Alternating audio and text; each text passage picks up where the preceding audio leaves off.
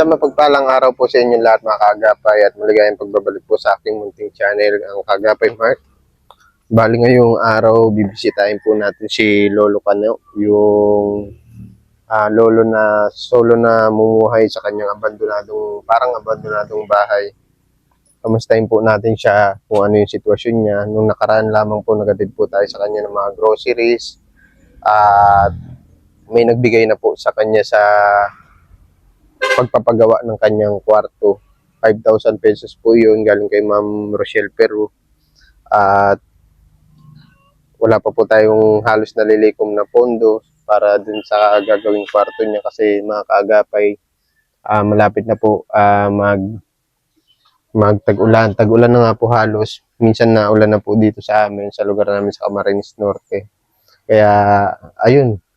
Puntahan po natin si Lolo Kano kung ano yung pinagkakaabalahan niya. Tara po. Ito na yung bukas na yung bahay ni Lolo Kano. Sigurado gising na ito. Pasado 8:30 na po ng umaga. June 9. Kumustahin natin siya. Anong ginagawa niya.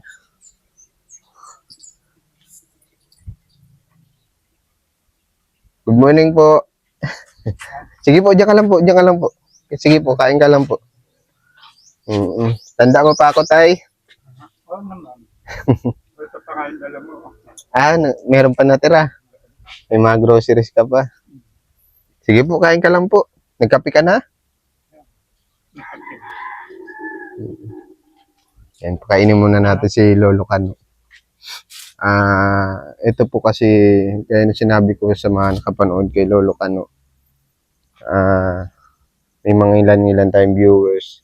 Sa mga bago lang po, ito po yung ano niya, mga gatong. Sa lumang bahay niya, dati po yan dito.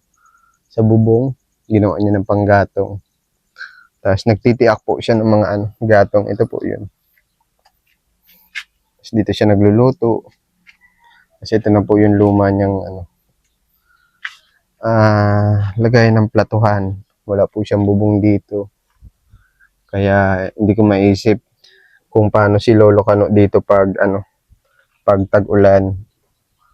Ayan. Ang plano ko po kasi mga kaagapay, bukod po sa mapaayos itong kwarto niya, kung sakaling magkaroon po tayo ng budget, kung madagdagan pa po yung budget natin, ay mapagawa itong kwarto niya. Yan. Kahit ito na lang po, itong kwarto. Tapos yung trapal niya, lumang trapal niya, bala ko ipalagay po yan dito. Para at least pag tag-ulan, di nahihirapan si Lolo Kano magsilong ba o kaya magsiga magsiga ng gatong dito sa kanyang lutuan. O kaya pwede din dito, mas ilapit na namin. O pabubungan na ito, mabubungan po ito, kahit kalahati lang po ng bahay niya. Para at least malapit siya sa lutuan niya, mailipat po yung mga gamit niya dito. Ayan. Tay, pwede ako magpasok sa mo? Sa bahay mo? Ito, pakita ko sa inyo mga kaagapay. Maliit lang po itong tulugan ni Lolo Kano, pero maayos siya sa bahay. May kulambo siya, may tubigan siya dito. Ito na po yung kama niya. Tapos, ito naman po yung ibang gamit niya, yung mga lumang gamit niya. May bigas pa siya puno. Kasi mag-isa lamang naman po si Lolo Kano dito. Siguro sobrang init dito pag tanghali kasi bubong na po ito eh. Naka-slide lang po ito, naka-slant na gano'n. Kaya sabi sa akin ni Lolo Kano, doon siya tumatambay sa labas para magpahangin ba. Tapos may bintana naman siya dito. Kung sakali magkaroon tayo ng budget, paggawa ko na din po ito para at least mapresko ba. Ayan. Pero masarap matulog sa ganito May nakaranas na din ako nung kabataan ko, magbahay-bahayan ba. Usong-uso yun nung kabataan namin. Bahay-bahayan sa puno. Tapos sa mga kaibigan ko, gumagawa kami ng mga bahay. Kaya naaalala ko lang. Kaya, ayun. Tayo dyan mo daw po itong mic. Ipit ko lang po Nabusog ka tayo? Nabusog ka? Hmm. Mm. Ayos na. Solve, Ayos na. solve na po ang umagahan mo. Kamusta ka dito tayo nung tag-ulan? Pag tagulan, yun, wala yung mga tulugan. Wala na halos. Dito lang ako sa bangko, may payong. Ito mga kaagapay yung sinasabi niyo. Oh. Diyan siya naupo, may payong, diyan siya natutulog. Kaya sobrang naawa ako dito kay Tatay Kano, kay Lolo Kano. Nakaupo lang ako dyan sa bangko, nakapayong. Mm. Papalipat na magdamag. Di puyat-puyat ka po, tay. Kuminsan naman, bagay, ano lang, punta ko sa, doon sa mga, ano, Kaibigan. sa, natawag doon. Nakikipanuluyan ka po, saglit. Minsan sa barangay hall, barangay, ano, outpost. Yung kanto dyan. Pag medyo malakas ang hangin, napunta ko sa, Yung waiting shed. si Jill sa kanto dyan. Sa kanto ni, yan may, ano, may ka, yung kanto dyan. Opo, opo. Pansin ko, tay. Minsan sa Alita, doon. Saan po yun? Sa mismong barangay po. Sa eskwelahan doon. Di para ka palang ano, tay. Para ka din po minsang palaboy-laboy. Sa madaling sabi. Ano po? Pag tag-ulan, hindi ako makakapermi na natin. Wala nga ako yan, natulo man yan. E paano ako makakakumisan doon sa Alita? Sa eskwelahan doon, ano ang tawag doon? Annex po. Annex. Yung, Basta nakikipanuluyan ka po doon sa ano. hindi. Dami natulog doon. Dami na ano, yung mga naabot ng baha dito. Nandun lahat. Evacuation. Evacuation. Yun, evacuate. Gi-evacuate ka. Kahit hindi po bagyo, umulan lang, doon ka pa natutulog. Minsan sa pag hindi manggat, dyan lang sa outpost. Dyan lang naman ang outpost. Oh. Mahirap pala yung sitwasyon mo talaga, tay. Ano? Wala. Hindi ako makakilos eh. Wala akong mata. Wala kang matakbuhan. Wala akong matakbuhan. Wala ka naman pong anak. Wala kang asawa. Parang namamalimos na rin ako. Wala. Nakakahingi nga ako sa barangay. Kumisan, 1 kilo. Sa loob ng kalahating buwan. Pwede ba yun? Alangan lang mga araw-arawin ko nakakahiya. Minsan ba, Sabi tay? ko lalaki rin naman ako eh. Bakit hindi ko nagagawa ang ano, katulad nila kung medyo may kaya. Eh, wala. Nalumabo ang mata ko. Ilan nga po ang edad mo, tay? 76. 76. Wala po kasi tayo ditong na home for the aged eh, no? Yung tawag dito tayo, yung matatanda ba na hirap na sa buhay, doon na lang tutuloy para at least yung mga walang pamilya tayo, yung mga iniwan ng pamilya, yung Sa mga, WD, hindi tayo, parang sa ibang bansa, kapag matatanda na sa kanila, Wala. doon na dinadala. wala naman yata dito nun. Wala po. Wala. Kaya, Sana tayo magkaroon tayo ng ganun dito. para Kasi ano, ako tay, sa totoo lang, maawain talaga ako lalo sa mga senior sa kagaya mo. Pinagdadasal ko yan na sana magkaroon tayo ng ganun sa Bicol. Kasi gaya mo po, wala kang pamilya, ano? Wala ka pong anak, walang umaalalay sa iyo. walang maalala. Naiintindihan kita tay kung bakit mo nasasabi na hindi ka naglilimos minsan ng hihingi sa kalye. Kasi may pinapangalagaan kang dignidad.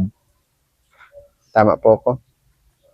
Kumbaga, minsan, nilulunok mo na lang yung... Sarili ko. Minsan... Nailalabas na lang yung sama ng loob niyan bagay ano na. Sana tayo magkaroon tayo ng ganun dito. Gusto niyo po ba ng ganun? Wala naman dito nun. Hindi po. Halimbawa, magkaroon ng gobyerno natin ng ganun. Handa ka pong pumunta sa ganun? Yun ang nakakatulong. Doon tayo, kompleto doon. May pagkain, may higaan ka. Kompleto tayo. Mga kasama mo din, mga kasenyor mo din. Mas maigi yun tayo kasi gaya natin, Bicol, Camarines Norte, daanan tayo ng bagyo. Paano, nagulat nga ako tayo, hindi ko lubos maisip na ito na lang yung natira sa bahay mo gawa ng bagyong uwan. Kasi ang pagkakatanda ko, magto 2 years ago, 1 year ago, ay 2 years na ata, meron pa yung yero. Kaya biglang pumasok sa isip ko ikaw. Bigla kitang naalala. Buti alam ko pa yung bahay mo. Kahit na ganun yung nangyari sa iyo, nagpapasalamat pa rin ako sa Diyos na buhay ka. Nagkita pa tayo ulit. Siguro Salamat. Maraming ayun yung mission ko tayo sa iyo. Na madalaw kita ulit, makamusta kita. At sa nakikita ko man, mukhang healthy ka man.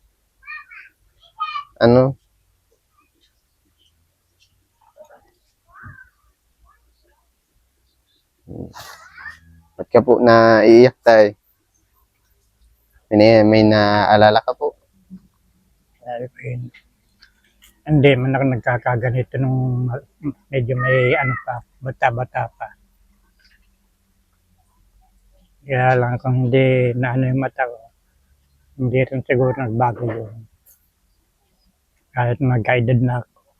Kung sa madaling sabi tayo, kung hindi naglabo mata mo at malakas-lakas ka pa, gusto mo pa talaga magtrabaho. Kaya pa kung isipin. Kayang-kaya ay wala akong mata. Ultimong pag-ano ng kan. Kung ano-ano na nadadampot ko. Dito nga sa Ibig Pukpok, mga Marcelio, hanapin, kakapain ko pa yung kako kung nasaan. tayo gusto mo ng siguro ang kailangan mo salamin Hindi, marami na ako sinukat ng salamin. hindi pa rin umepekto. Ayaw umipekto. Siguro may diferensya na talaga yung mata mo tayo. Sa mata ko. Hindi ka naman diabetic tayo. Hindi naman. Wala o. Oo. Diabetes, hindi halos makakano yan. Wala naman akong maliban lang sa medyo Malabo. para taglamig, inuubo ako yun. Yun lang. Wala kang solar dito tayo. Sulat. Solar na ilaw. Wala. Na naman ako, may gasera. Pero delikado yun. Baka delikado yun. Lalo tag-init. Hayaan mo tayo ha. Kapag sana madalhan po kita ng solar. Unang-una kailangan mo yun eh. Tapos ako na lang magkakabit.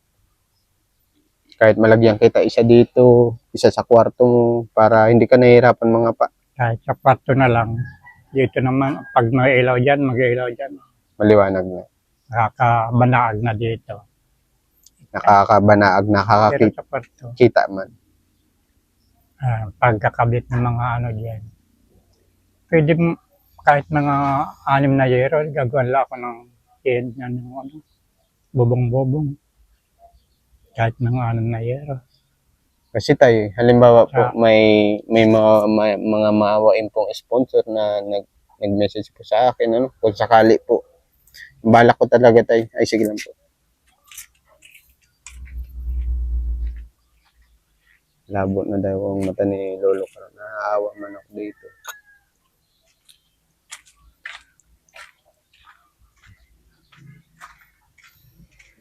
Balak ko sana tayo, kahit kalahati nitong bahay mo magawa.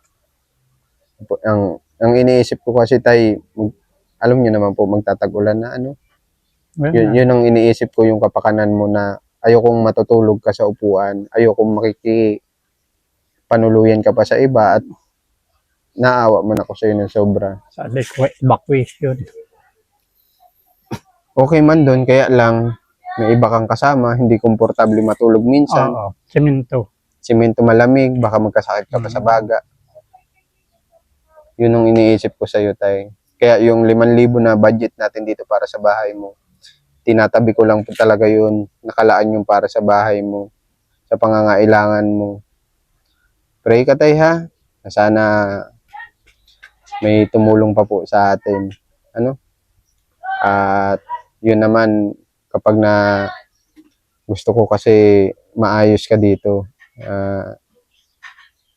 Hindi ko kasi kaya eh. Alam mo tayo, pag nakita ko ng matanda na gaya nyo, hindi ko na, parang hindi ko kaya. Kung ako lang tayo mayaman ako, kung mayaman, walang ano-ano, papatayuan kita kagad ng, nabubunga na agad. Akin man ito nung company. Kaya lang, medyo matagal dahil gawa na ng yero yung kahoy. Kukulamber yan na ano ng tubig, yun, nabubulok. Bumagsak ng yero. uso dito ang anay. Meron din. Dapat pala sa'yo dito, Kailangan bakal din. Kailangan yan, sulig nung Oo, tama, isusulignum. Pwede naman po yun. sulig. Ibabrush ng sulignum, tama ka po. Kahit medyo mura-mura, sulig nung pero bakalim. Medyo mahal. Mahal-mahal. Pero pang matagalan Pang yun. matagalan, long time no, and lifetime na yun. Mm. Sana po ipagawa lamang ni yung Mark yung sasabing kwarto para katulog ako ng medyo maayos-ayos ang aking tulog. Hindi ako nakaupo sa bangko na nakapayong lamang ako pag inaabot ng ulan. Kung sino po makakatulong sa akin, marami pong salamat sa inyong lahat. Wala akong ibang panalangin sa iyo, tay, kundi yun. Sa ngayon, yun yung panalangin ko sa iyo. Pero bigyan ka pa ng kalakasan ni Lord na huwag ka masyadong mahirapan dito. Ramdam ko kasi yung hirap na nadarama mo dito, malabo ang mata mo. Lalo't nangangapa ka sa dilim. Yun lang, tay, ha? At may bibigay ako sa iyo. Saglit lang, ha? Ito po tay, pagpasensyaan mo muna yan, ha? May pangkape naman ako. Wala ka ng kape? Wala akong kape. Pagpasensya mo muna po yan. Tay, mapunta na din po ako, ha? Sige. Lagi ka po mag-iingat dito, ha? At buti nga po matandaan kayo. Tanda mo pangalan ko, tanda mo itsura ko. Oo. Ganyan. Ingat lagi tayo, lagi po magdarasal, ha? God bless you po sa iyo. Salamat.